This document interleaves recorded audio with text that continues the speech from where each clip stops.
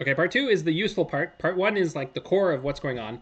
And part two is just flipping part one around. So part one says the derivative of the integral is the original function. Part two says if you want to do an integral, what you should do is you should do the antiderivative. Of course, those two statements are almost the same. So part two is just going to use part one. The integral from a to b of f of t dt is going to be the antiderivative of f with this funny subtraction.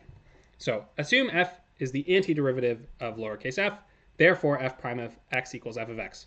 From our first conclusion, if we defined a of x to be the integral from a to x of f of t dt, we know that a prime of x equals f of x. So in fact, the derivative of capital F and the derivative of a are the same function. They're both equal to f of x. So what is this saying? This is saying you found an antiderivative of capital F, you have the function a, and they both have to be antiderivatives of f. If you do the derivative of either of them, you get back f. So they're equal at the level of the antiderivative. But this means that f of x equals a of x plus c. So we know from our theory of antiderivatives, if two functions are both antiderivatives of f, they must be equal up to a constant. This was one of the properties of antiderivatives.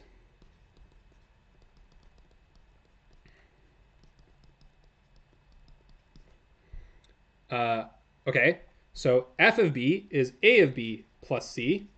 This constant is always there. F of a is a of a plus c. So if you do f of b minus f of a, what do you get? You get a of b plus c minus a of a plus c.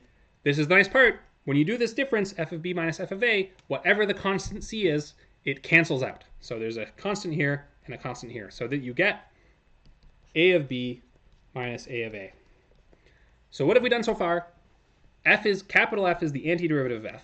A is the area of f. And we showed that the difference in the f values, f of b minus f of a, is the same as the difference in the a values.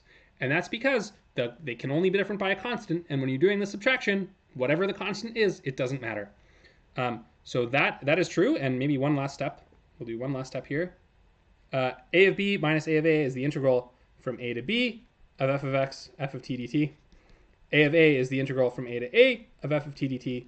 That's just the definition of what a is. This is the definition of what is a.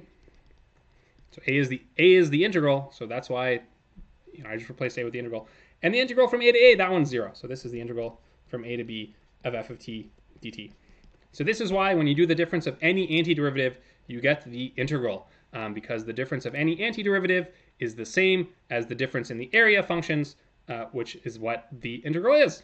Okay, so fantastic. That is how you do part 2, assuming part 1.